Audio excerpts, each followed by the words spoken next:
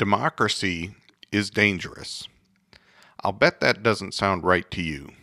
After all, we're used to quotes like, "The world must be made safe for democracy." That was President Woodrow Wilson. Or how about this one? "Democracy is worth dying for, because it is the most deeply honorable form of government ever devised by man."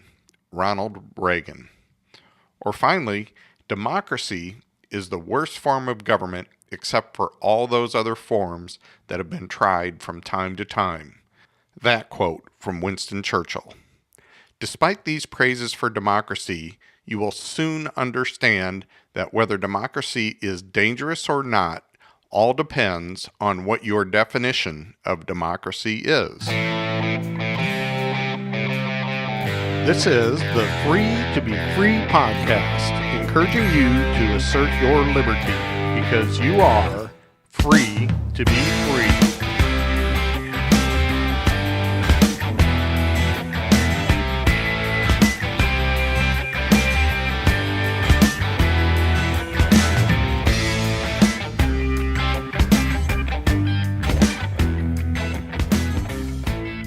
Democracy can have more than one definition.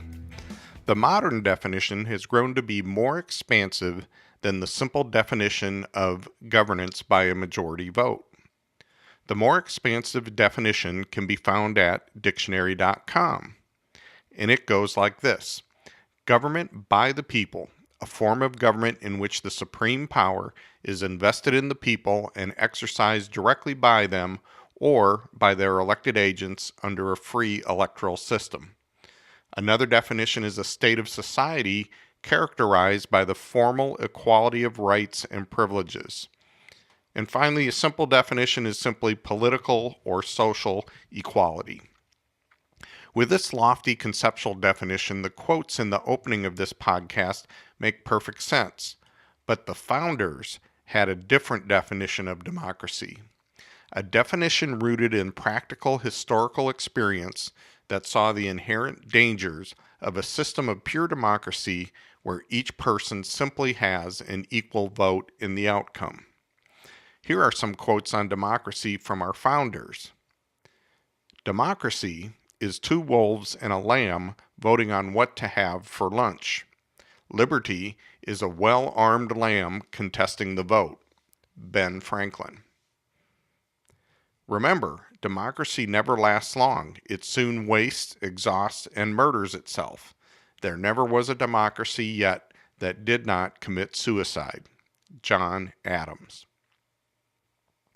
"Democracies have been found incompatible with personal security or the rights of property, and in general been as short in their lives as they have been violent in their death." James Madison. "Democracy is the road to socialism." Karl Marx. Okay, so Karl Marx thankfully was not one of our founders, but even he understood the consequences of pure democracy. And here is a frequently misattributed quote that explains it all. "A democracy cannot exist as a permanent form of government.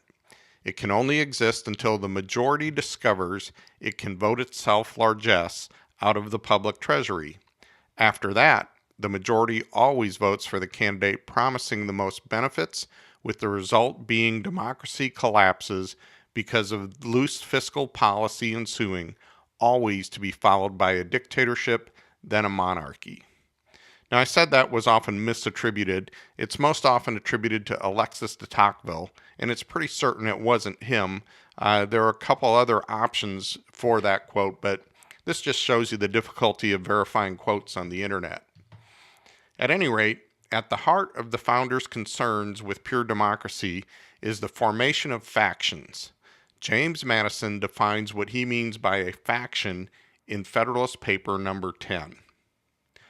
"By a faction, I understand a number of citizens, whether amounting to a majority or a minority of the whole, who are united and actuated by some common impulse of passion or of interest averse to the rights of other citizens or to the permanent and aggregate interests of the community."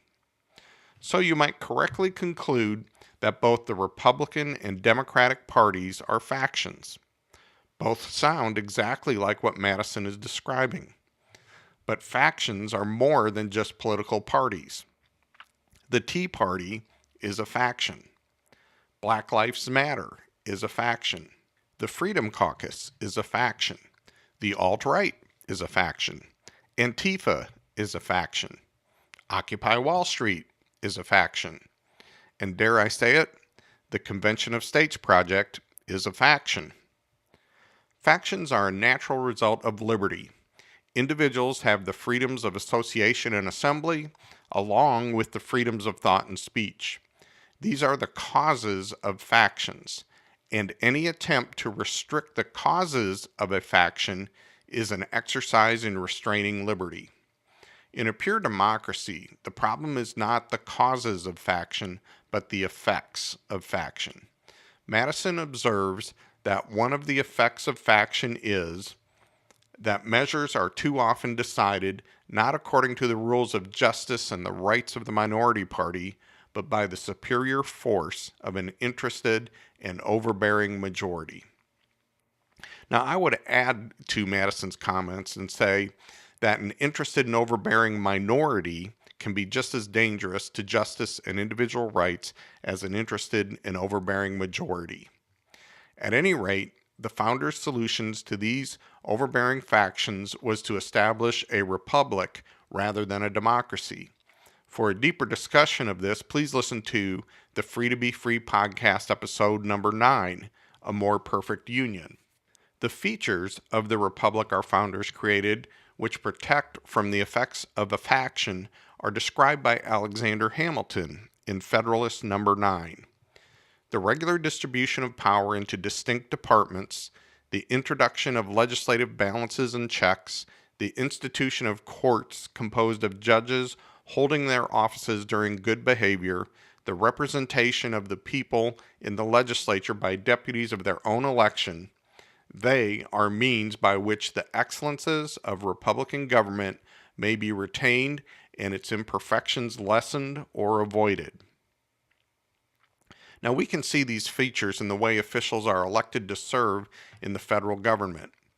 In the original writing of the Constitution, the members of only one part of one of the three branches are to be selected by direct election. That's the House of Representatives.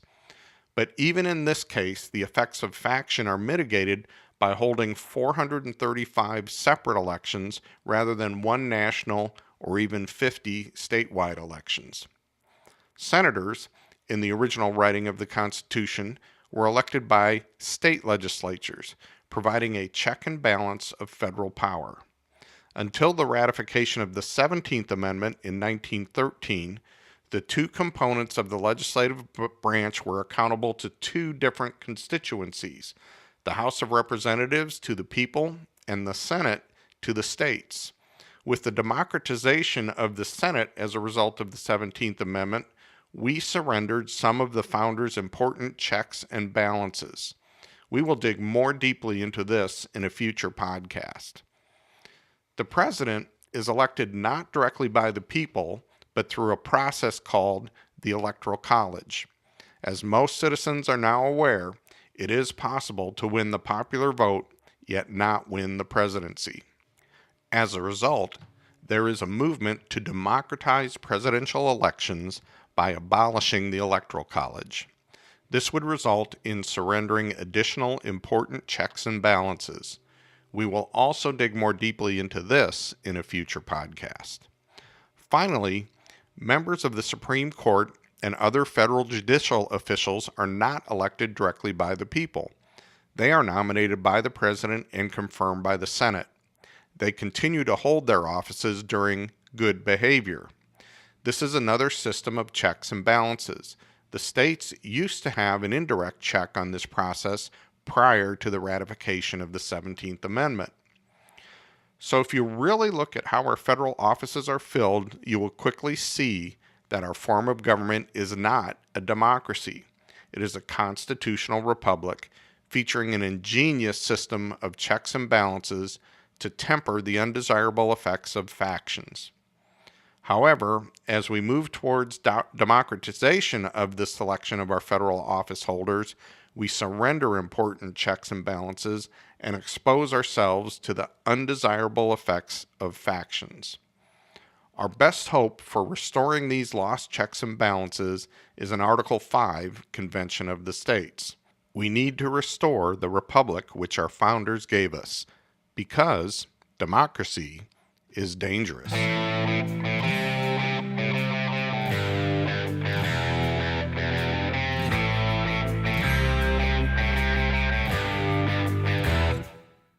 This is the Free to Be Free podcast. I'm Paul Phillips. The opinions expressed are my own. You can learn more about the Convention of States project at conventionofstates.com. You can also find the Convention of States project on YouTube, Twitter, and Facebook. The first thing that you'll want to do at conventionofstates.com is to learn the issue for yourself. Then you'll want to sign the petition to let your state legislators know that you are ready to assert your liberty through an Article 5 Convention of the States. Until next time, stay free, my friends.